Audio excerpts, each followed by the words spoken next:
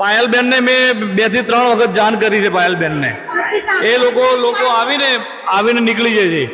અમે લોકોએ ઘણી ઓનલાઈન બી અરજી કરી છે, અરજી બી આપી છે, છતાં બી અમારું કોઈ સાંભળતા નથી અને હવે અહીંયા રહેવાની બહુ તકલીફો પડી રહી છે। માણસો જતા રહે ખોલી જોઈ જતા રહે બીજું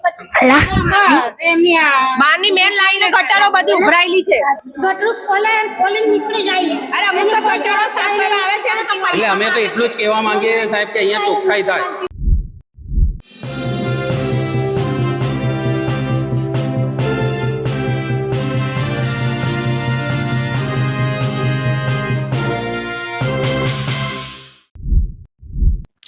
કહેવાતી સ્માર્ટ સિટી અમદાવાદમાં મુખ્યમંત્રી ભૂપેન્દ્ર પટેલના મત વિસ્તારમાં જ લોકો ગટરની સમસ્યાથી પીડાઈ રહ્યા છે।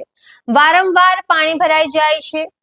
અધિકારીઓ હોય કે કોર્પોરેટર તમામને ફરિયાદ કરી હોવા છતાં કોઈ જોવા નથી આવતું કે આ લોકોનું કોઈ નથી સાંભળતું। મુખ્યમંત્રી ભૂપેન્દ્ર પટેલના મત વિસ્તાર ગોતામાં આવાસ યોજનાના મકાનમાં રહેતા રહીશો છેલ્લા ઘણા સમયથી ગટરની સમસ્યાથી પીડાઈ રહ્યા છે। વારંવાર ફરિયાદો કરે છે પણ કોઈ જોવા નથી આવતું અને હવે આખરે આ લોકોએ પોતાનો રોષ વ્યક્ત કર્યો। નમસ્કાર, હું છું ચંદ્રિકા પુત્રી નિરાલી મહેરિયા। તો આવો સાંભળીએ આ લોકોએ શું કહ્યું। ચાણક્ય એપાર્ટમેન્ટમાં આ તકલીફ લગભગ 12 મહિનાથી છે। અમે લોકોએ ઘણી ઓનલાઈન બી અરજી કરી છે, અરજી બી આપી છે, છતાં બી અમારું કોઈ સાંભળતા નથી અને હવે અહીંયા રહેવાની બહુ તકલીફો પડી રહી છે। જેથી કરીને જેમ બને એમ વહેલું આ કામ કરાવો અને અહીંયા ચોખ્ખાઈ કરાવો। આપનું નામ શું?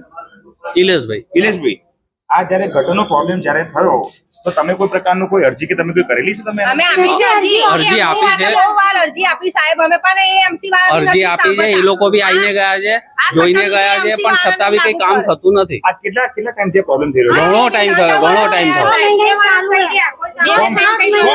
6 મહિના ચાલુ વર્ષથી થઈ જશે સાહેબ, ભરાય પાછું ઉભરાય પાછું બંધ થાય।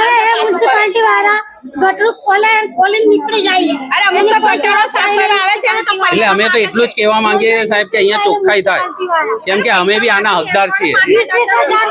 બસ, જય ભારત। મ્યુનિસિપાલિટીમાં આલી પછી અમના કોર્પોરેટર શું પાયલબેન ને મેં 2 થી 3 વખત જાણ કરી છે પાયલબેન ને એ લોકો આવીને નીકળી જાય છે કે આ અમારું કામ નથી ને આ બધું આમ છે તેમ છે, આ બધું ઘણા વાયનો કરે છે એ લોકો કે અમે બહારની ગટર હોય તો અમે કરીએ। કેવું કે છે ગટરું આવતી નહીં। એવું ઓછું ચાલે સાહેબ। માણસો જતા રહે ખોલી જોઈ જતા રહે બીજું બારની મેન લાઈન ગટરો બધી ઉભરાયેલી છે, તો જે અંદરનું બધી ઉભરાય છે ગટરો। તો જેમ તમે આ તમામ લોકોની વાત સાંભળી હશે, જો મુખ્યમંત્રી ભૂપેન્દ્ર પટેલના મત વિસ્તારમાં જ આવી સમસ્યાઓ હોય તો બાકીના વિસ્તારોમાં કેવી સમસ્યાઓ હશે તમે પોતે જ વિચારી શકો છો।